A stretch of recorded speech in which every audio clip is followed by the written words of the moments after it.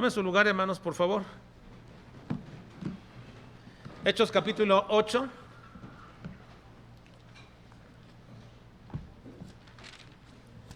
Hechos capítulo 8, estamos avanzando en nuestro estudio del libro de los Hechos.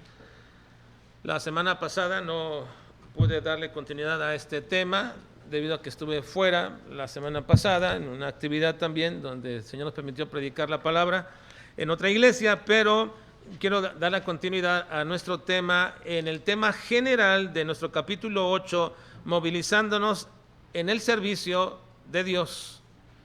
Movilizándonos, podría corregir un poco más la palabra en y más bien poner la palabra al servicio de Dios, movilizándonos, es decir, moviéndonos hacia ese servicio del Señor.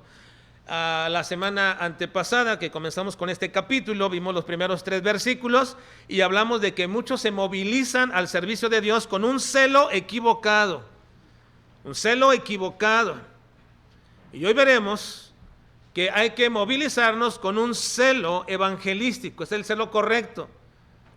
Hemos visto que la muerte del primer mártir cristiano, Esteban, despertó una feroz persecución en contra de todos los cristianos en Jerusalén. El promotor principal de esta persecución fue Saulo de Tarso, de tal manera que con ese celo equivocado que lo estaba gobernando su mente, su corazón, sus esfuerzos, empezó a asolar la iglesia de Jerusalén, a causarle un gran daño, provocando una persecución que sacó a la mayoría de los cristianos helenistas, los sacó de Jerusalén. Él pensaba, Saulo de Tarso, que estaba sirviendo a Dios de esta manera y estaba tan convencido de ello que su celo le llevó a perseguir de manera despiadada a hombres y a mujeres. Los arrastraba literalmente para que blasfemaran el nombre de Dios. La semana anterior vimos que esta clase de servicio solo tiene algo adecuado y es el mismo hecho de que es un celo en la pretensión de servir. Por supuesto, lo equivocado de ese celo es que en ese sentido estaba basado en una completa incomprensión de lo que es servir a Dios.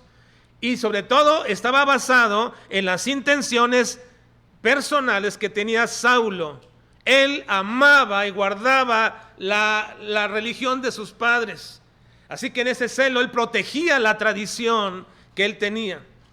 Y pensaba que los cristianos estaban corrompiendo a la religión judía.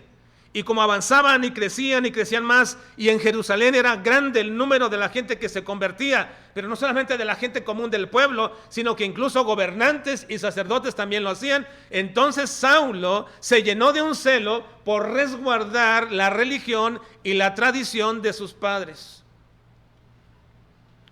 Y en ese celo llevó a cabo esta persecución. Y no solamente tenía las intenciones de hacerlo, sino que se movió a hacerlo. Saulo pensaba que matar y perseguir a aquellos opositores de la religión judía era algo en lo cual Dios se sentía servido. Es cierto que muchas veces nosotros pensamos que lo que hacemos para Dios, a Dios le tiene que agradar. Y la razón es ¿por qué se tiene que agradar a Dios con lo que hace? Bueno, porque lo estoy haciendo para Dios. No, cuidado, hermanos. No se trata de lo que nosotros queremos hacer para Dios y luego pensar que Dios se agradará con ello. Muchas de las cosas que las hacemos bajo las intenciones nuestras de que eso le va a agradar a Dios, que le es agradable tal o cual cosa que yo hago.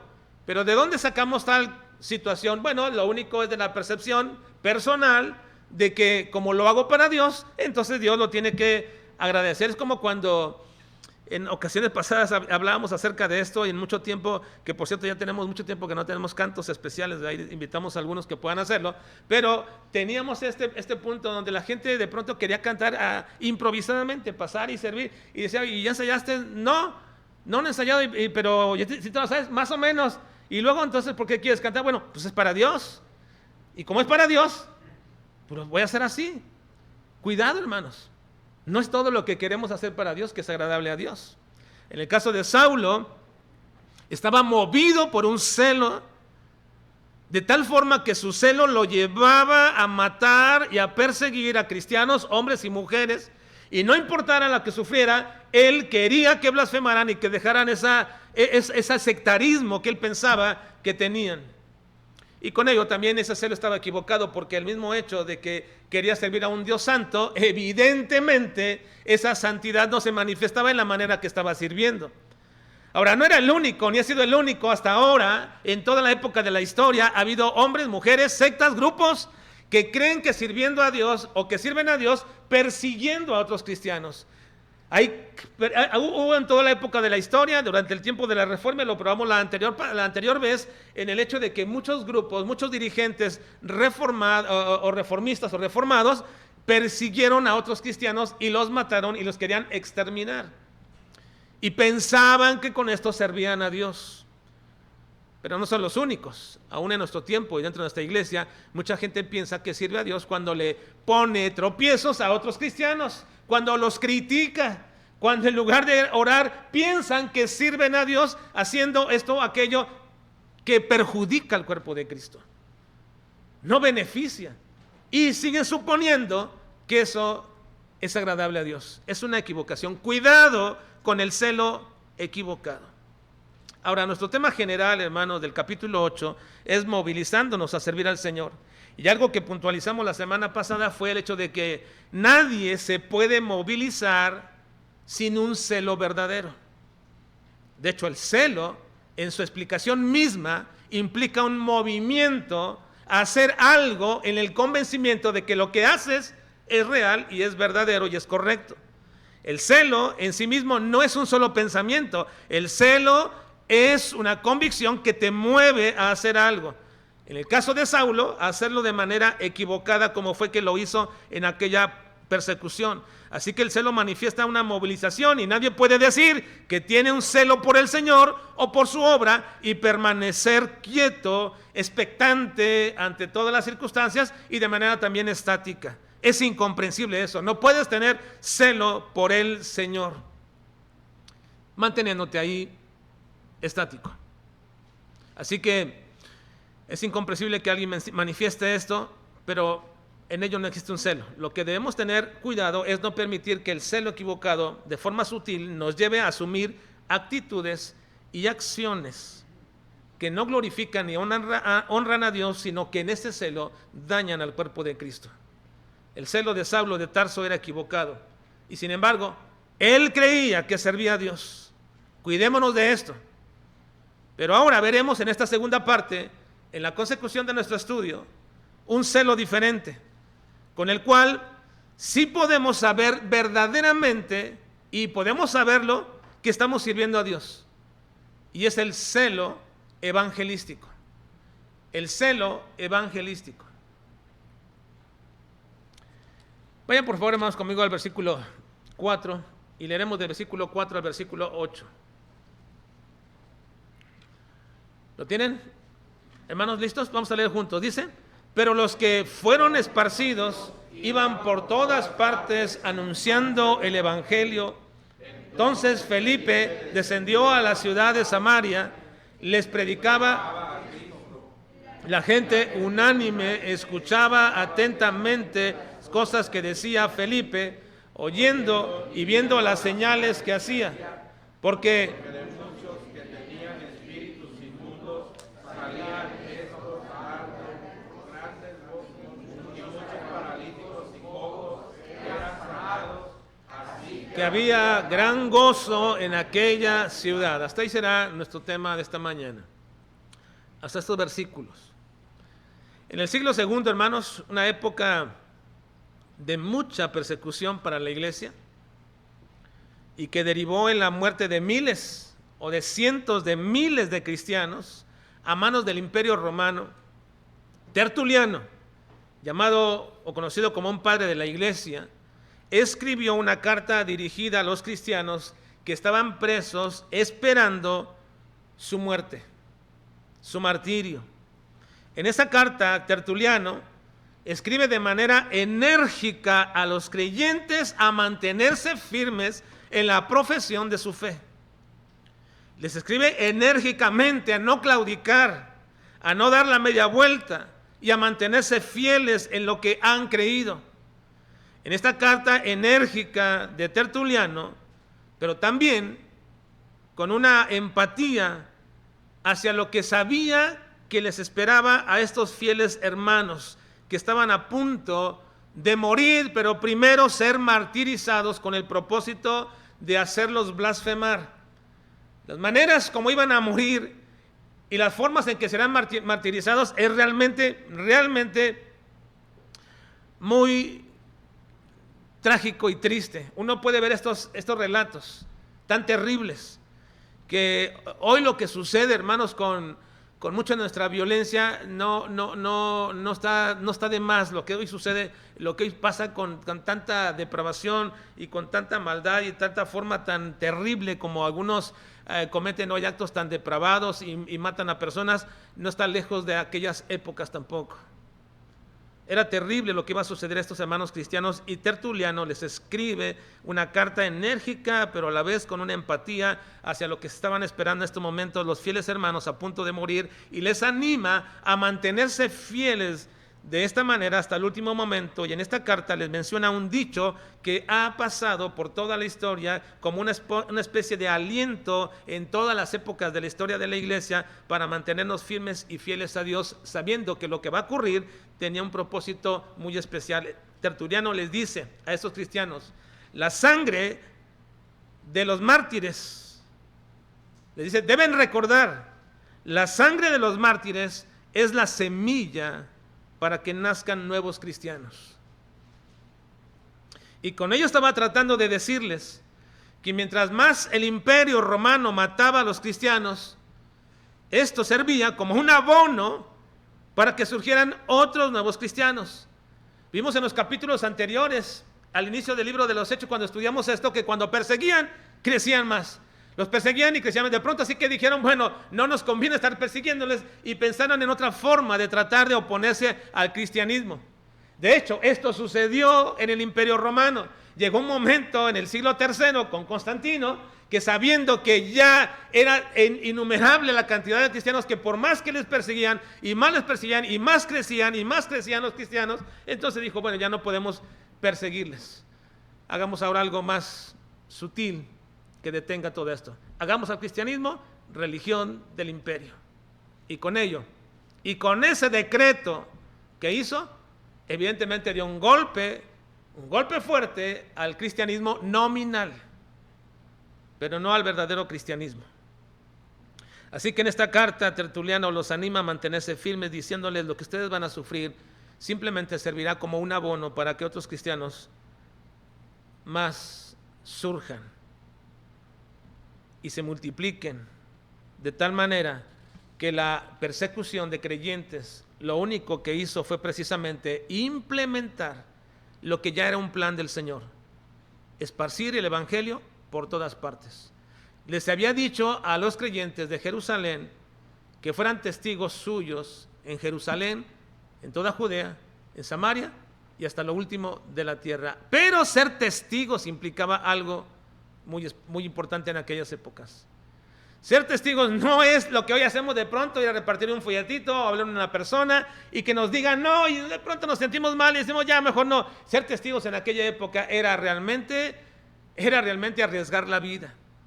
De hecho, la palabra mártir significa testigo. Y ser testigos era ser un mártir, era tratar de ser un mártir con el fin y el propósito de llevar el evangelio a costa de todo. El plan del Señor era esparcir el evangelio por todas partes, así que veremos en estos siguientes versículos de nuestro capítulo lo que precisamente también sucedió de la misma forma con los cristianos de la primera iglesia cristiana en Jerusalén. Se desarrolló, o más bien se manifestó y se implementó este plan mediante un celo evangelístico. Celo que estoy plenamente seguro, hermano, que le falta hoy día a la iglesia de nuestro tiempo. Pero de manera más específica, nos falta también a nosotros como Iglesia Bautista Juarense. Nos falta un celo evangelístico. Estamos cómodos viniendo cada domingo y sentarnos en nuestras bancas y escuchar un mensaje y desarrollarnos en alguna manera en algún área de servicio, ministerio en la iglesia, pero nos falta el celo evangelístico en el cual nos propongamos que en tu trabajo o en tu colonia o donde te cruces o donde tengas una amistad, tengas siempre en mente la posibilidad de compartirle a Cristo. Quizás esa sea la única o la última ocasión en que alguien pudiera escuchar un mensaje, pero no lo hemos visto así. Y dejamos pasar y pasar tiempo respecto de esto. Nos falta, hermanos, el celo evangelístico. Una convicción profunda que nos mueva a hablar a otros de Cristo. Jóvenes de preparatoria, de universidad. ¿Cuánto hace fue que ustedes comenzaron o han hablado a uno de sus compañeros de Cristo? ¿Rehuyes de la plática? ¿Cuánto ha sido, hermanos, el último tiempo que nosotros hemos testificado a alguien de Jesús? Es importante, hermanos, que podamos entender que el celo evangelístico es necesario para nuestra iglesia. Y es por ello que podemos y tenemos que observar en qué consistía ese celo evangelístico de los hermanos de Jerusalén. Porque tenemos que reconocer que a muchos de nosotros nos interesan las formas, pero no el verdadero propósito. Nos gustan las formas de la iglesia, pero no el propósito de la iglesia, que es cumplir con el mandato de llevar el evangelio a toda criatura. Y el hecho se evidencia en el mismo sentido de que cuando hemos procurado una y otra vez, y en años pasados, en series de mensajes que he dado, me he puesto afuera con folletos, con versículos, con tarjetitas, a fin de que ustedes pudieran tomar alguno o llevarlo y poder compartir con alguien y les dé la introducción. Y es el mismo hecho de que mucha gente no pasa por ellos. Ahí estoy afuera, no pasan. Es el hecho mismo de que a veces les he entregado algún folleto para que puedan evangelizar y después de varios meses me encuentro su Biblia con ese folleto todavía ahí metido. Está en el hecho mismo de que hemos procurado organizar reuniones de hogar a fin de invitar a hermanos, y pocos, por no decir que ningún hogar en la ocasión pasada se apuntó. El próximo. La próxima será. ¿Y cuándo será la próxima? Nos falta un celo evangelístico, hermanos. Un celo en la capacidad de movernos de nuestra comodidad, de movernos de nuestra perspectiva que tenemos y decir, bueno, si Dios me dio esta casa servirá para glorificarle, honrarle y cumplir los propósitos del Señor. ¿O no es así, hermanos? ¿O creen que simplemente el Señor nos la dio para que vivamos ahí quieta y reposadamente? Hay propósitos por los cuales Dios te ha dado un carro, una casa, te ha dado bendiciones de alguna manera, y en todo ello no es para que simplemente tú lo disfrutes, sino para que necesariamente lo pongamos al servicio del Señor. Nos falta un celo evangelístico. Hemos perdido la perspectiva de cuál es una de las principales responsabilidades del creyente en cumplir el mandato de Cristo.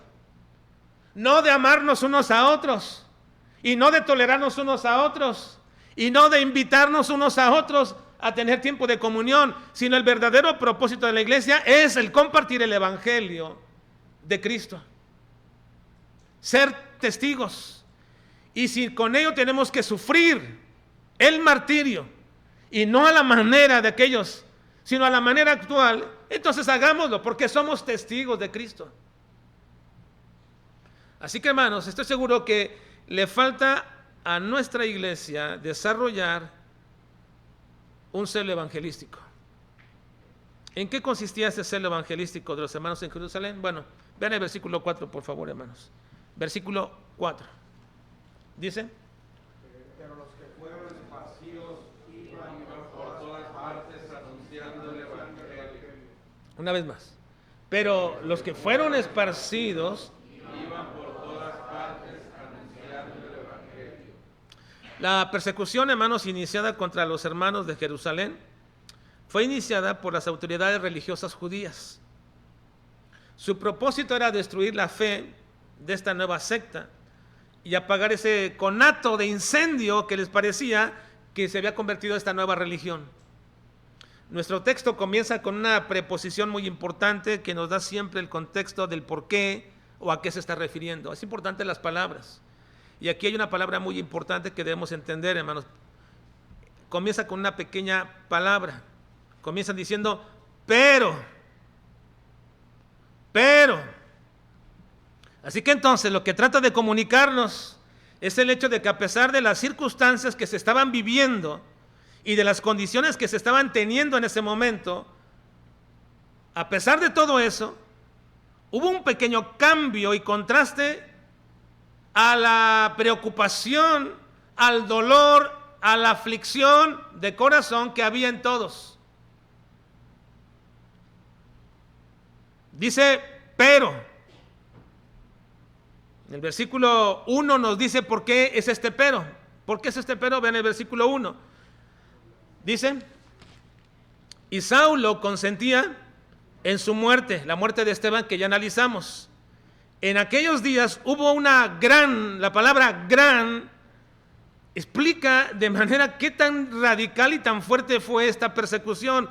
Hubo una gran persecución contra la iglesia que estaba en Jerusalén y todos fueron esparcidos por las tierras de Judea y de Samaria, salvo los apóstoles. Ahora, y nos dice precisamente que basado en esa circunstancia, versículo 4, pero los que fueron esparcidos, ¿qué hacían? Hermanos, ¿iban qué? Anunciando por todas partes el evangelio. Por todas partes el evangelio. Así que en este versículo primario, después de la muerte de Esteban, donde Saulo consentía, y en aquellos días se había iniciado la gran persecución contra la iglesia que estaba en Jerusalén, y que todos eran esparcidos por las tierras de Judea y de Samaria, estos hermanos de Jerusalén no eran unos predicadores experimentados, no eran predicadores itinerantes, no eran quizás ni siquiera líderes de algún servicio, de algún ministerio. No era gente que dirigiera a la iglesia. Estos hombres, estos hermanos, por así decirlo, no eran de ninguna manera ni predicadores, ni compartidores del evangelio de una manera, por así decirlo, profesional.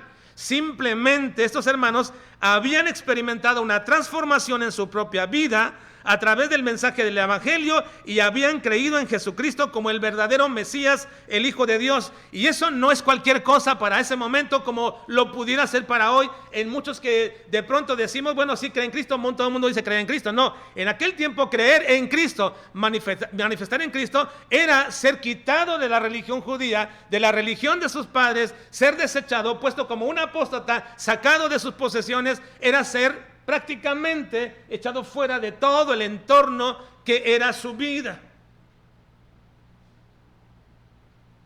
Así que estos cristianos habían experimentado una verdadera conversión de sus vidas, una transformación a través del mensaje del evangelio y de haber creído en Jesucristo. Y por ello es que habían dejado su religión, se habían convertido a cristianos o a Cristo, de tal forma que cuando fueron esparcidos entendieron y comprendieron perfectamente el cambio tan radical que estaban teniendo en ese momento. Y no solamente ese momento, sino lo que había sucedido en sus propias vidas con el mensaje evangélico. Si era real esto, si realmente sus vidas habían sido transformadas y cambiadas, a fin de dejar el judaísmo y convertirse en cristianos a pesar de que eran perseguidos y muertos, entonces comprendieron el valor del mensaje del evangelio de tal manera que no dudaron en el proceso de ser esparcidos y de estar huyendo, no dudaron de predicar el evangelio en toda la región de Judea y de Samaria. Pero una vez más recalco, hermanos, estos hermanos eran miembros de la iglesia de Jerusalén que habían sido enseñados y también moldeados a la luz del empuje que los líderes en cuestiones de testificar de Jesucristo tenían. Y para que noten la importancia de esto, Lucas introduce la palabra pero, porque cualquiera otro o cualquiera de nosotros que sufriera hoy día tal persecución por ser cristianos, estoy seguro que muchos, siendo esparcidos, iríamos quieta, callada y muy silenciosamente, sin decir que somos cristianos porque tenemos temor de la persecución. Es más, No es necesario ni siquiera esperar una persecución. Les diré que muchos de ustedes, por temor, dentro del trabajo o la escuela, no predican a Cristo. Por las pequeñas persecuciones que se pueden presentar. Pero no así. No así estos cristianos. Por eso dice, pero. Lucas introduce la palabra pero. Y nosotros debemos inferir la razón por la cual se establece esta conjunción adversativa que denota un cambio de las circunstancias. Y de lo que se está diciendo y lo que está sucediendo.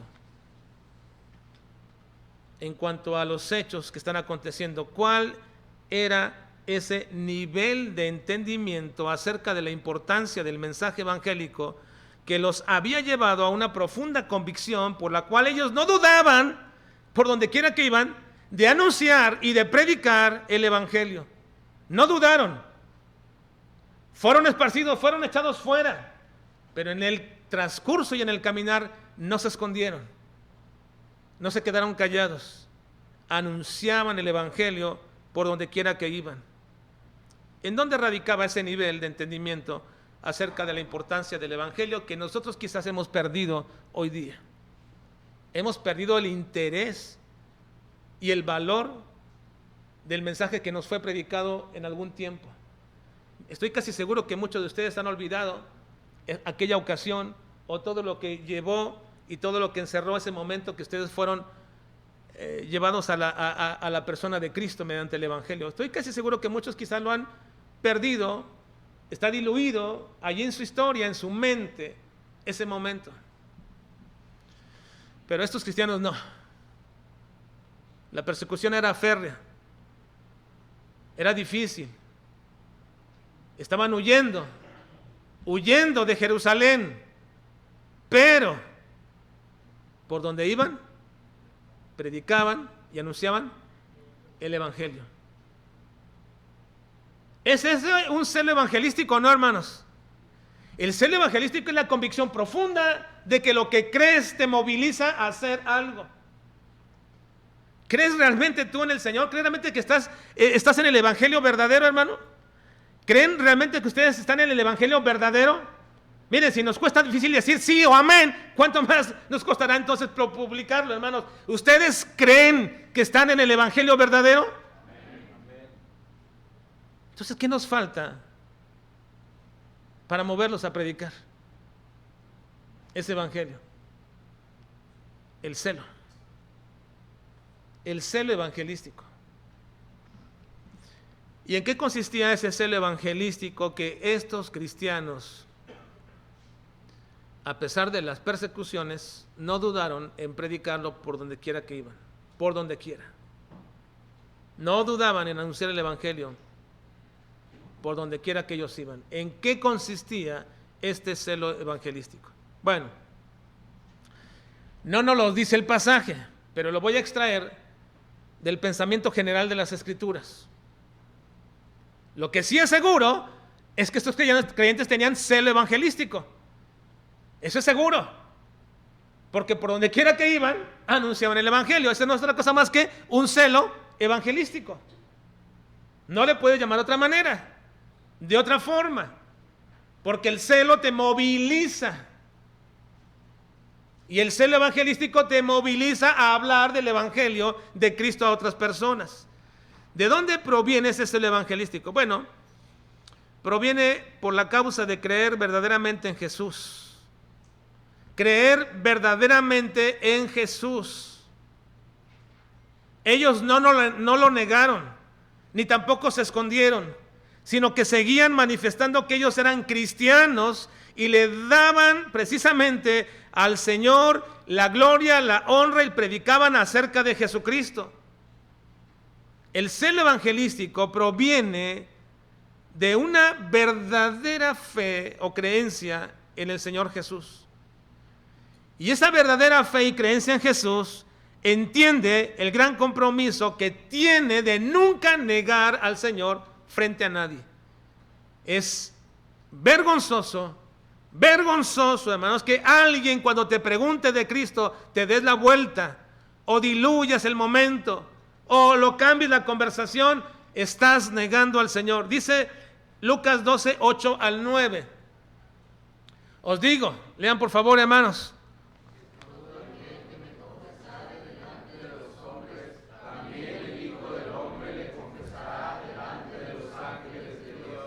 Mas el que me negare delante de los hombres será negado delante de los ángeles. Comprender esta verdad dicha por el Señor Jesucristo debe reafirmar nuestra convicción de que creemos en Cristo y no negar nunca al Señor. El celo evangelístico viene de que tú entiendas que no te es permitido y que no es factible en un verdadero creyente negar al Señor.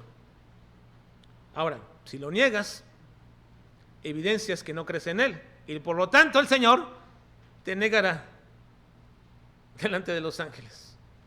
Este no es mi hijo. Pero Señor, en tu nombre hicimos milagros. Nunca te conocí. Pero Señor, iba a la iglesia bautista juarense. No te conozco. No te conozco. El celo evangelístico proviene del entendimiento de que no podemos negar al Señor y que nuestra verdadera fe nos impele a confesar delante de los hombres siempre a Jesucristo. Ahora, estos creyentes eran perseguidos y en su persecución dejaron sus posesiones, dejaron todo lo que tenían.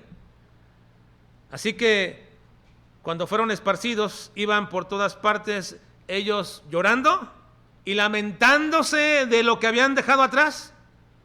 ¿Creen, hermanos, que esa era la actitud de todos ellos?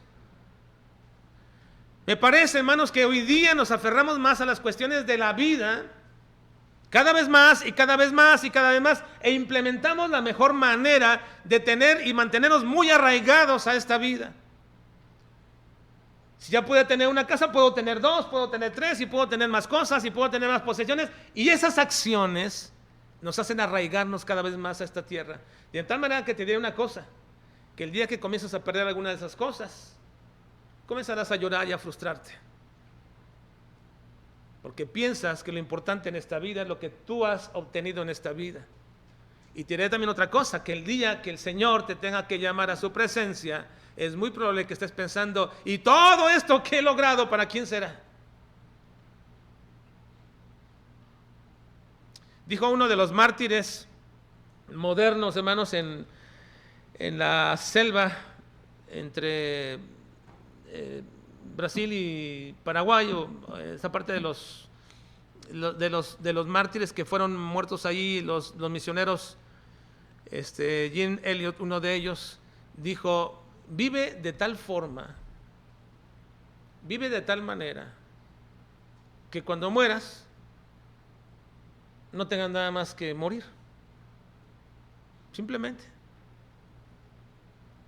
No digas, me faltó esto, me faltó lo otro, me faltó aquello. Vive de tal manera hoy en este tiempo, de tal manera que lo único que tú pienses cuando tengas que morir, pues tendré que morir, porque he cumplido lo que Dios quería en mi vida, he hecho lo que Dios quería en mi vida, me ha llevado a este punto en mi vida. Hermanos, estos hermanos eran perseguidos, se habían dejado sus posesiones, pero no vemos que ellos eran esparcidos por todas partes, se iban llorando y lamentándose por todo lo que habían tenido que dejar.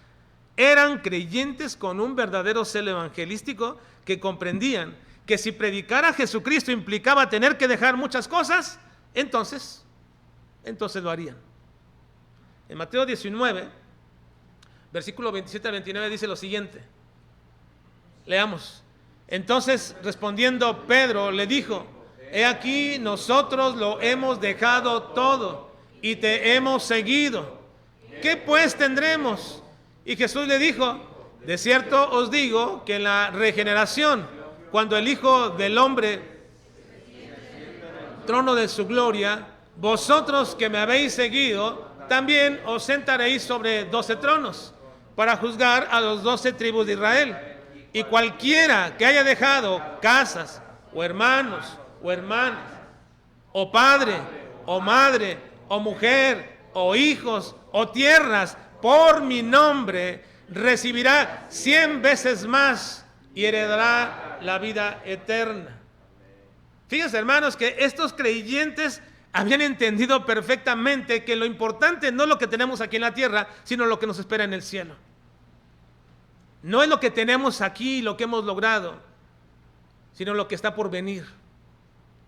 El celo evangelístico no puede estar en nuestras vidas, no se puede arraigar si no entendemos esta verdad. Nos preocupamos más por tener que por hacer la obra del Señor. Puedo observar y puedo ver que quizás una de las cosas que más nos preocupan es poder tener y no hacer. Hemos sido engañados, como dijo Jesucristo, por las cuestiones materiales y las riquezas y el engaño de las riquezas, de tal manera que nuestra principal importancia es lo que estamos logrando o dejando de lograr aquí en la tierra. Y Cristo le dijo a los 12 apóstoles: ustedes que me han dejado tendrán un día, se sentarán en 12 tronos y van a juzgar a Israel. Pero cualquiera, incluye a nosotros, que haya dejado casa, padres, madres, hermanos, tierras, todo lo que tiene, por causa de mi nombre, recibirá 100 veces más. Y la vida eterna. Así que no puede haber celo evangelístico en nosotros si no existe la percepción de que lo que tenemos en este mundo es temporal y solamente es un medio. ¿Un medio para qué? ¿Para vivir efímera vida, vivirla a gusto? No, es un medio para que cumplan los propósitos del Señor. Es un medio para que puedas predicar a Jesucristo. Es un medio para que puedas abrir tu casa y decir: si una o dos personas o quien sea o nadie se convierte pero escuchan el evangelio, qué bueno que el nombre de Dios sea glorificado a través de lo que Él me ha entregado y me ha dado.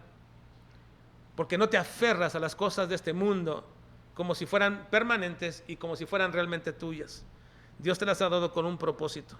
Pero no hay celo evangelístico sin un cambio de percepción de estas cosas. Y en tercer lugar, podemos decir que ese celo evangelístico estaba basado en el hecho mismo de que estos que eran perseguidos estaban peligrando bajo amenazas de cárcel y de muerte, pero ellos entendían que si no eran capaces de entregar su vida y de correr el mismo riesgo al predicar el evangelio, entonces no eran dignos de recibir o haber recibido la vida por la muerte de Cristo. No. Si no eran capaces de sufrir, si no eran capaces de morir por Cristo, entonces no se sentían dignos de que Cristo hubiera muerto por ellos. Mateo 10:39 dice: el que haya su vida, la perderá. Y el que pierde su vida por causa de mí, la hallará. ¿Qué estás dispuesto a hacer por causa de Cristo? Es una pregunta que deberíamos nosotros contestarnos. ¿Qué estás dispuesto a hacer por la causa de Cristo? Y si le dieron papelito aquí, me escribirán lo que ustedes estarían dispuestos a hacer por la causa de Cristo. Yo creería en su sinceridad. Sin embargo, también creería que no lo van a poder hacer, porque si nosotros no podemos hacer lo mínimo, como venir al templo, como llegar temprano, como leer la Biblia, como orar, como permanecer despiertos en unos 40, 50 minutos de predicación, si no puedo hacer eso, ¿cómo voy a estar dispuesto a cualquier otra cosa por causa de Cristo? ¿Puedo hacerlo? No, las evidencias me muestran que no. Sin embargo, creo en tu sinceridad, que digas: estoy dispuesto no a morir, no a padecer persecución y cárcel, estoy dispuesto a testificar a Cristo, cueste lo que cueste. Oye, pero si le testificas a tu jefe, probablemente te corra. ¿Estás dispuesto? Oye, pero si le testificas al vecino, probablemente te cause problemas en el futuro. ¿Estás dispuesto? Pero si le testificas a tu maestro o compañeros, probablemente te hagan la vida difícil en la escuela. ¿Estás dispuesto? Estos creyentes tenían un celo evangelístico porque, a pesar de ser perseguidos, entendían que no podían negar a Jesucristo, entendían que no podían adherirse o mantenerse las cosas materiales de este mundo y arriesgarse a perderlas, y entendían que tenían que estar dispuestos a sufrir por la causa de Cristo, y si en ellos se les iba la vida, también estaban dispuestos. En eso consiste el celo evangelístico. Lamentablemente no lo tenemos porque estas tres cosas no son convicciones profundas en nosotros. No lo son, hermanos. Por eso no hay celo evangelístico. Por eso no podemos movernos, porque nos detienen algunas de esas cosas para hacerlo. Ahora, estas eran las implicaciones por las cuales Lucas escribe el versículo 4. Pero, porque contenían estas cosas, porque cambiaron la dirección. Y son las implicaciones que deberían distinguir la vida de todo creyente actual. Muchos pueden dejar de seguir al Señor. Muchos pueden hacerlo, pero tú no deberías. Pero yo no puedo hacerlo. Muchos pueden dejar de hablar de Jesucristo, pero ni tú ni yo deberíamos de hacerlo.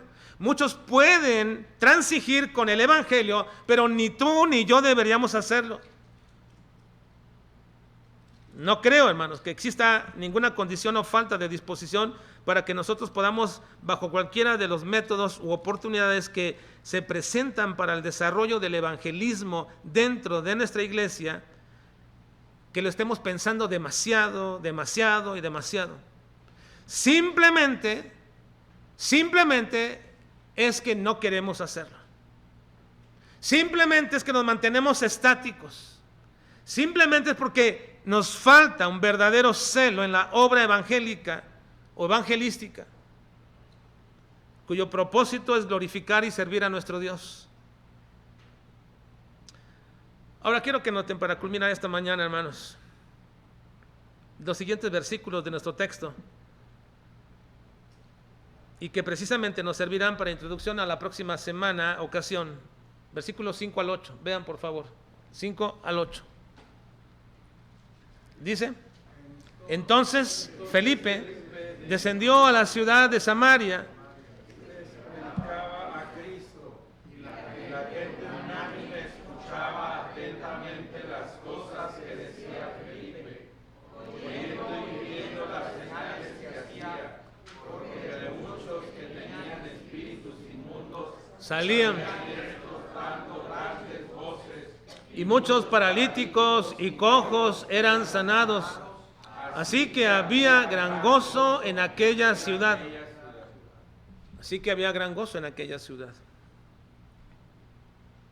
Para complementar y darle fuerza a la idea de un verdadero celo evangelístico, Lucas, escritor de Hechos, introduce ahora a un personaje muy especial dentro de la iglesia de Jerusalén, a Felipe. Pero este no es el Felipe el apóstol. Este Felipe era uno de los 7 que fueron elegidos para ayudar a los apóstoles, quitándole las tareas de servir a las mesas, y que ya hemos estudiado anteriormente en Hechos 6:5. Recuerdan a este Felipe en el listado que se da de los que se describen aquí. Dice: agradó la propuesta a toda la multitud y eligieron a Esteban, que ya vimos también su historia breve, corta y poderosa, en un hombre que predicaba un evangelio irresistible, varón lleno de fe y del Espíritu Santo; a Felipe, a Prócoro, a Nicanor, a Timón, a Parmenas, a Nicolás, prosélito de Antioquía. Ahora sigue Felipe en ese listado que ya habíamos observado unos meses atrás. Este Felipe es introducido en esta historia porque lo que se manifiesta aquí es un celo evangelístico de toda la iglesia, pero también en este celo evangelístico de toda la iglesia Dios levanta personas especiales que ayuden, que impulsen, que muevan, que dirijan el movimiento de la iglesia al celo evangelístico. Y aquí tenemos a Felipe, que precisamente es apodado el evangelista. Felipe, el evangelista. En Hechos capítulo 21 al 8 se le menciona así. Dice: al otro día, saliendo Pablo y los que con él estábamos, fuimos a Cesarea, y entrando en casa de Felipe el evangelista, que era uno de los 7, posamos con él. Ahí está la identidad de este hombre que aparece aquí en el movimiento de la iglesia con el celo evangelístico, un hombre especial que Dios levantó con un don especial, llamado así entonces el evangelista. Y más que un apodo, creo que en realidad era la designación de una función necesaria dentro de la iglesia, que sigue siéndolo hasta ahora dentro de las iglesias. La de los evangelistas. En Efesios capítulo 4 versículo 11 dice que Dios ha puesto dentro de la iglesia los siguientes: el mismo constituyó a unos apóstoles, a otros profetas, a otros evangelistas, a otros pastores y maestros. Ahora, ya sabemos y hemos explicado que apóstoles y profetas ya no existen porque la función de ellos terminó, culminó. ¿Pero la de evangelista terminó? Evidentemente no. Pastores y maestros siguen siendo necesarios en la iglesia. Por lo tanto, vemos que el movimiento hacia un servicio al Señor evangelístico de la iglesia, con un celo de la iglesia, tendrá necesariamente que ser levantado también dentro de todos ellos a alguien que tenga estas características. Deberíamos todos, hasta este momento, hermanos, entender que la obra evangelística es de todos. Eso incluye también a los pastores. Pero tenemos que reconocer que no todos los pastores, ni todos los hermanos, ni todos los encargados de ministerio tienen el don especial de evangelismo. De hecho, en este pasaje de Efesios se menciona más como una posición en la cual Dios ha establecido a alguno dentro de la iglesia mediante ese don para ser evangelista, pero eso no excluye nunca a ningún creyente y a ningún pastor de hacer la obra evangelística. No lo excluye.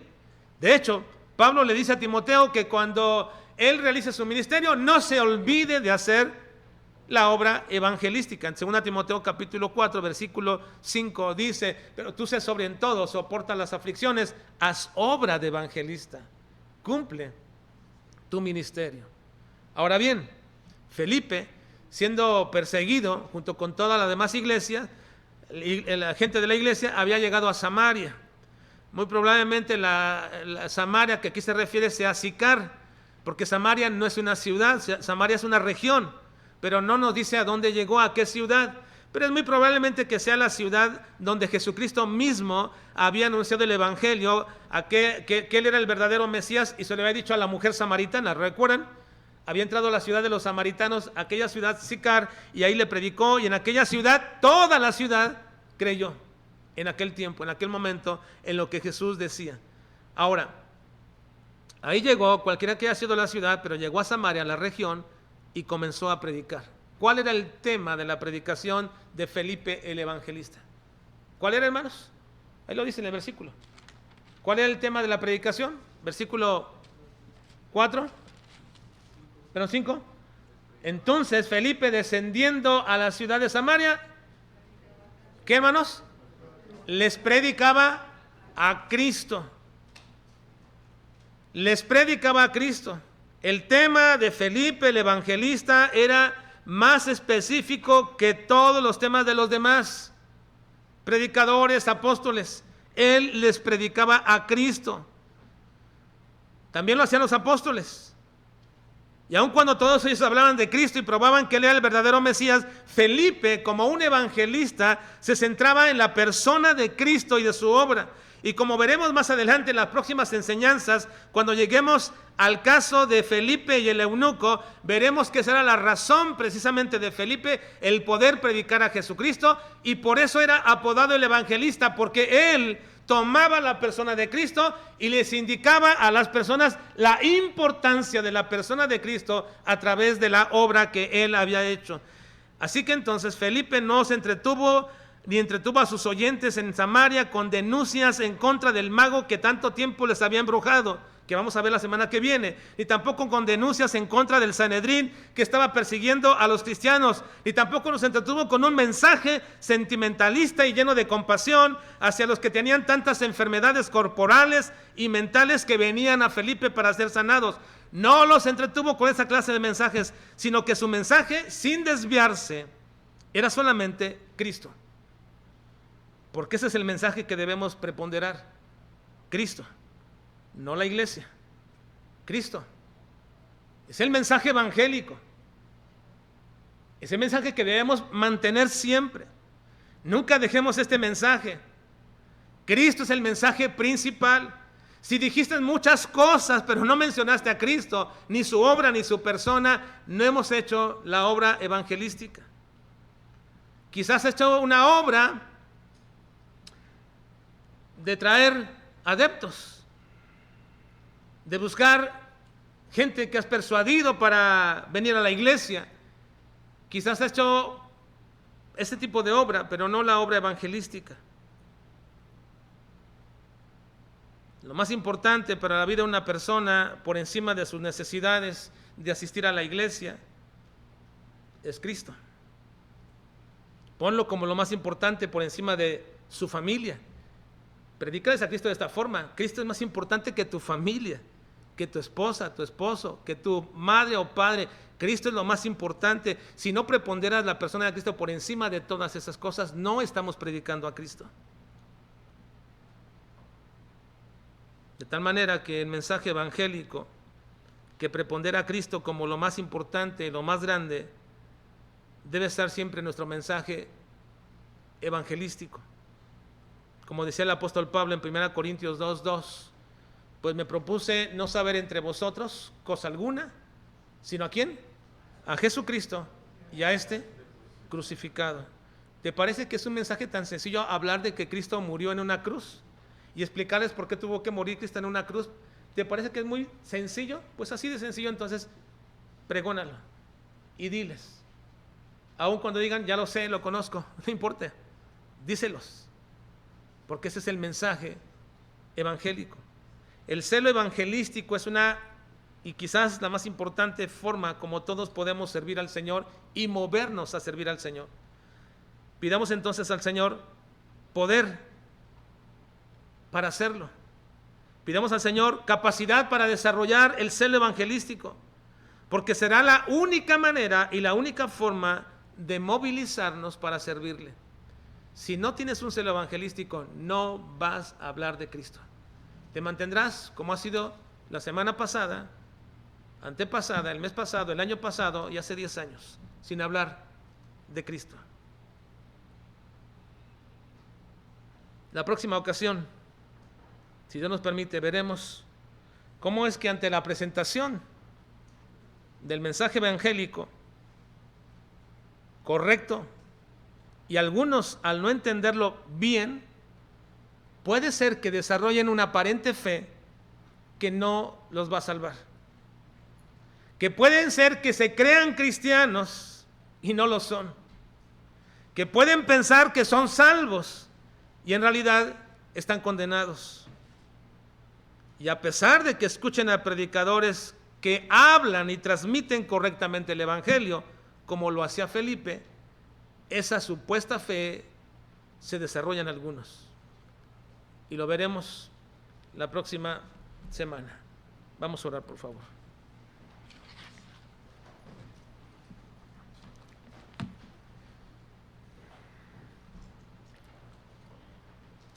Señor, te rogamos en esta mañana que nos hagas despertar a un celo evangelístico que quizás se ha diluido en nosotros por causa de muchas cosas de este mundo. Hemos sido atraídos y atrapados por el materialismo, por el engaño de las riquezas, por el placer efímero de las cosas de esta vida. Y hemos perdido el celo evangelístico. Quizás, Señor, nos ha superado el temor, quizás el miedo y la falta de una convicción profunda de lo que nos espera en el futuro no nos permiten desarrollar un celo evangelístico. Te ruego en el nombre de Cristo, Señor, que nos ayudes a dejar esos tipos de celos que nada tiene que ver con lo que nos moviliza a honrarte y glorificarte y comenzar a desarrollar el verdadero celo evangelístico, Señor. Porque en ello eres glorificado tú a través de Jesucristo. Ayúdanos, Padre. Prende en alguien ese celo y comencemos a compartir a Cristo a nuestro derredor, por donde quiera que vayamos, como aquellos antiguos cristianos. Por donde quiera que vayamos, por todas partes, predicando y anunciando el evangelio de Jesucristo. Ayúdanos, Dios. Lo necesitamos como iglesia y necesitamos como cristianos individualmente, Señor, cumplir con tu ordenanza. Ayúdanos, Padre, a desarrollar el celo evangelístico. Te lo suplico y te lo ruego en el nombre de Cristo Jesús. Amén.